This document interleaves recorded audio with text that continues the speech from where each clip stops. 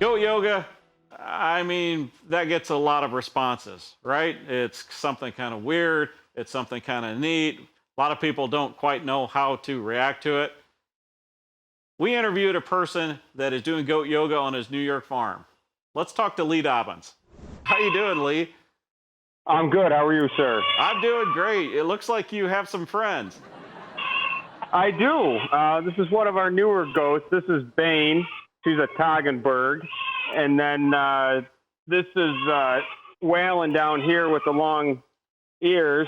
He's not one of hers. He's just one that we picked up because it was cute, because we needed more goats. And then Bane has a couple of babies here as well. Bane? Like the bad guy in Batman, Bane? No, it's actually Wolfsbane, like the toxic plant. Oh, Bane is short for Wolfsbane. That's much more friendly there, Lee.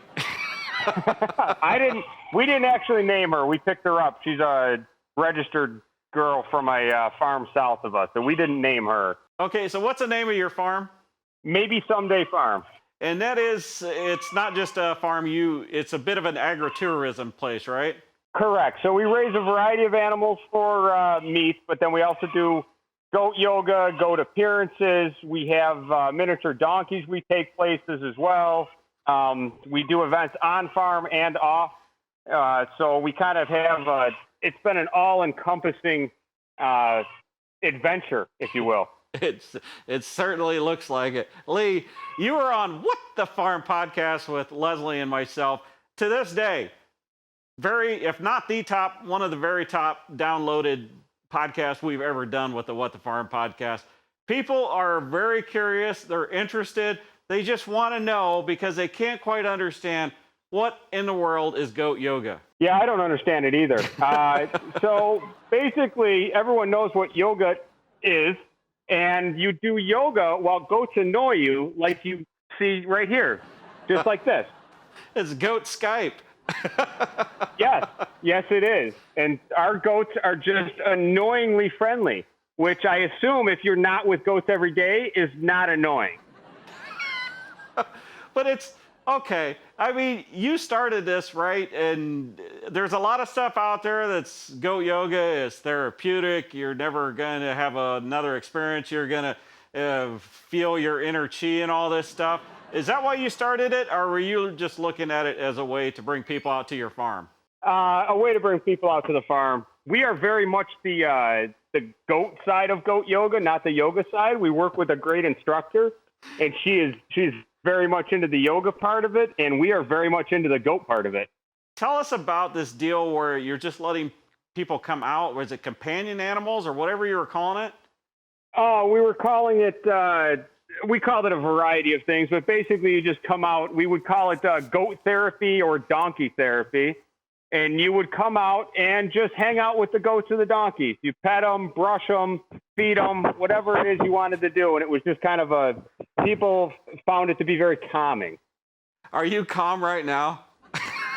Sure. This could be worse.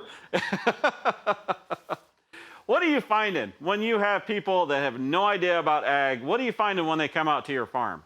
That they have no idea about agriculture in general. And that kind of covers all bases from dairy to livestock to crops. People are just very disconnected from agriculture, which is it's kind of sad.